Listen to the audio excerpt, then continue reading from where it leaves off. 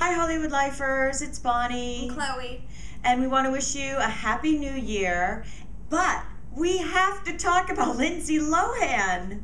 She's getting out of rehab, or she's out of rehab. But this is the craziest thing. There was a big to-do made that she was moving out of her old West Hollywood haunts because that was too associated with old places and old friends. But we find out she's moving into Venice, which is a part of LA, not very far away, and next door to Sam Ronson, her ex-lover. Literally, if you go on HollywoodLife.com right now, you'll see our new post, and the houses are literally 8 inches apart from each other. How does that happen? How do you move in next to your ex and you don't even know about it? $7,000 a month and you don't know that Samantha Ronson lives next door? Well, Lindsay clearly knew, but Samantha Ronson didn't. She's released some statements saying that she had no idea, and I believe her. Well, some photographers were like, Sam, so how did this happen? You and Lindsay moving next door to each other? And she goes, you tell me.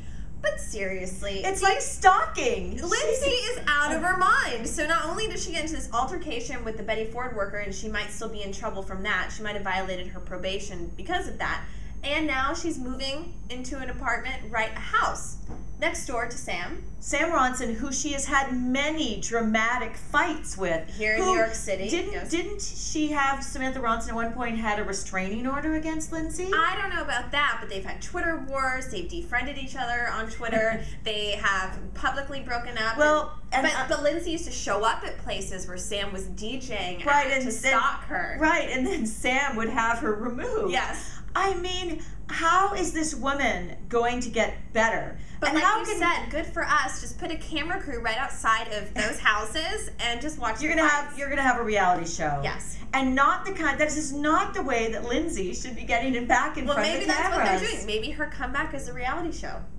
Maybe. I don't think so. Okay. But what are her parents thinking? What's Dina thinking? What's Michael thinking? Well, what is Betty Ford thinking? I'll tell you what they're thinking. Michael Lohan spoke to HollywoodLife.com yesterday. He actually spoke to me on the telephone. And, you know, that's great for us, but that just shows right there. He's just openly loose-lipped talking about Lindsay and her problems, bashing Dina.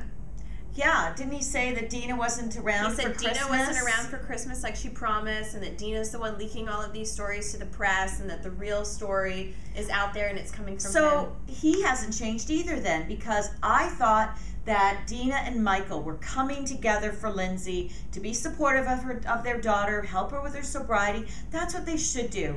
I mean, she is their precious daughter. They need to protect her, not fight with each other. Well, it looks like a vicious cyclical cycle, and I feel really sorry for Lindsay and her mother and everybody who's mooching off of her, who's probably just going to be sleeping on the floor at her new apartment next to Sam. But what is she thinking? Hollywood Lifers, tell us what you think. Do you think this was planned and a really bad, her worst decision yet?